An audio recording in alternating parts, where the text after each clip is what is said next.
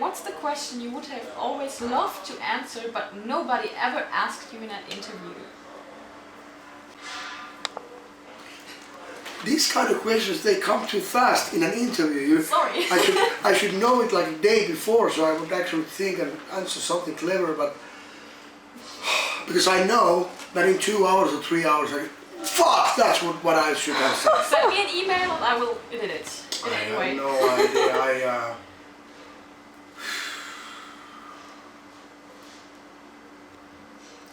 I'm sorry, my mind is blank. That's okay. It was just a fun question. It's a fun thing because it's a good question, and some interviewers they ask that do you want to say something that I forgot to ask, and it's always like, and then a few hours later I'm like, fuck, I could have. This was my window. This was my opportunity to say about that, but yeah, I don't know. No, that's no problem. So the last question. What can people expect from a Lordi show and why should they come to a show of you guys in the future? I think it's the best Lordi show there is around at the moment. Definitely.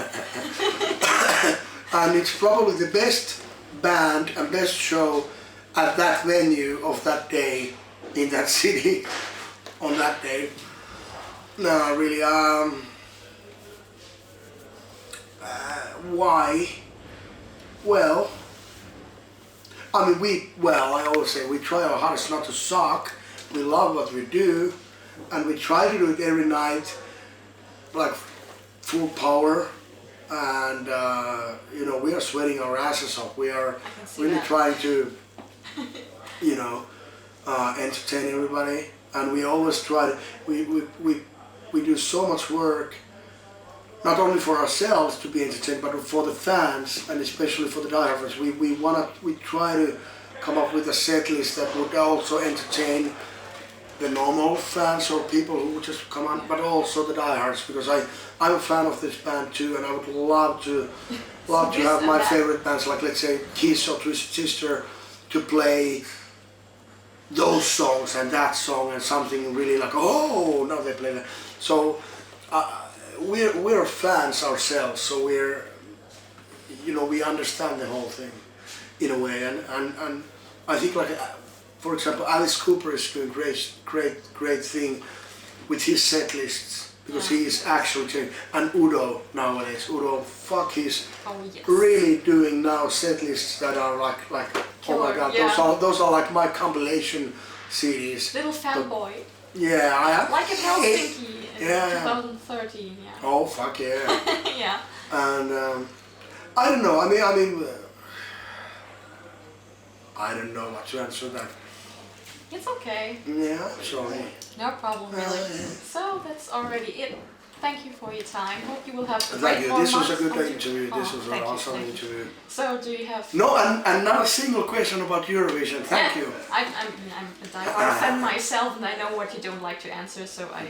Okay, so tell me, if you're a diehard fan yourself, what song would you have liked to hear for the diehard fans? Okay, now we're doing. Ooh. Don't Let My Mother Know, but there were other options too that we were like, thinking about, and so, question for you. Yeah, that's a good one. Oh my gosh, I didn't expect that now. Yeah, you see? Damn! You see? Yeah. Why did you do that? Yeah, exactly. You see how it is? Because it's we have this one trick up our sleeve that we did.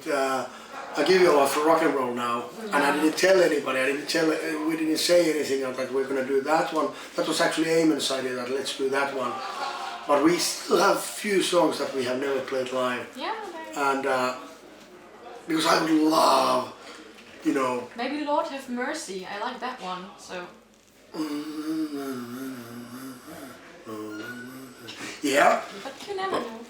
Well, we will run out of the B-sides at some point, so that definitely we will play it at some point. Of course. Or you have to produce more B-sides.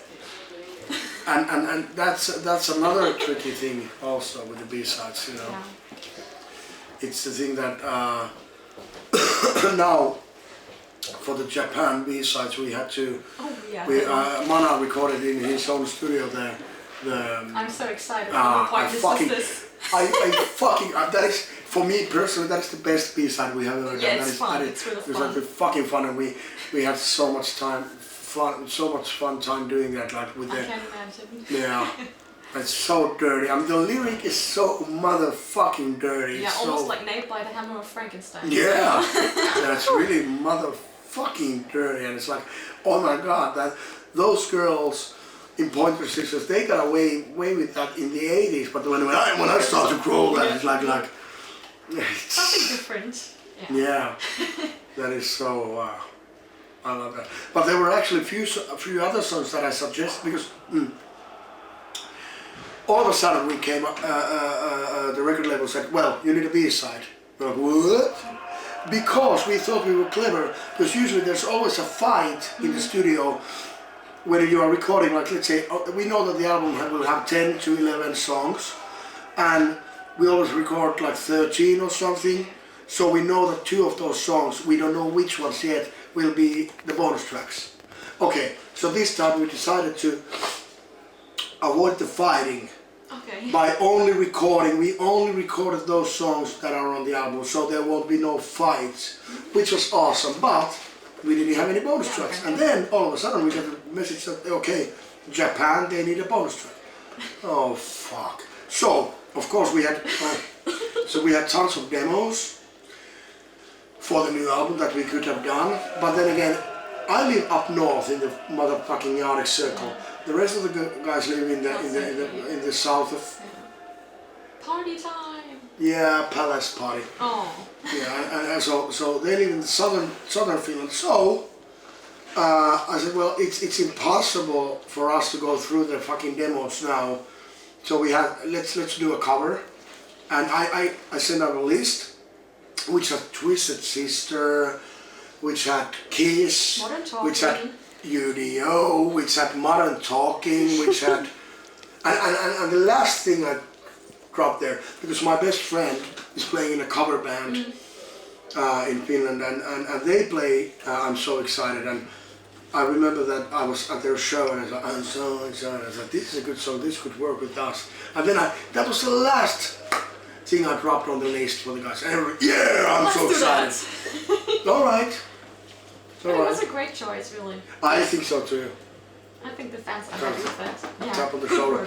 I know that some people don't like them. What? Huh? Yeah, but that was the first reaction. But it was because it's so motherfucking dirty. Yeah, but it's fun. But see, that actually is pretty much, because then we didn't think about how when we were doing it, like how are we doing it.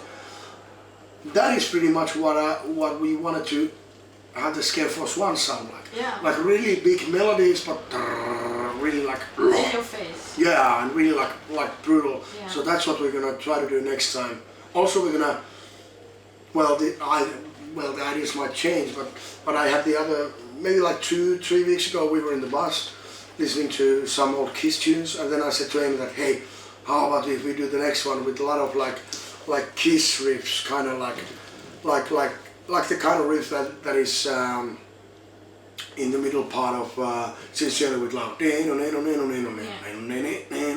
have that kind of stuff with double kick drum. But have those like one like that kind of stuff. Yeah, that would be nice to hear. Yeah. Really looking forward to the next album. Me too. I have no idea what it is gonna be, but we will see. Yeah, I'm sure I will. Yeah. So, do you have any last words for our viewers, readers, your fans? Last words. All yours. Last words. You said last words. I mean... Hi. I don't know. Okay. Yeah. So. Cat and coke, rock and roll, lose control.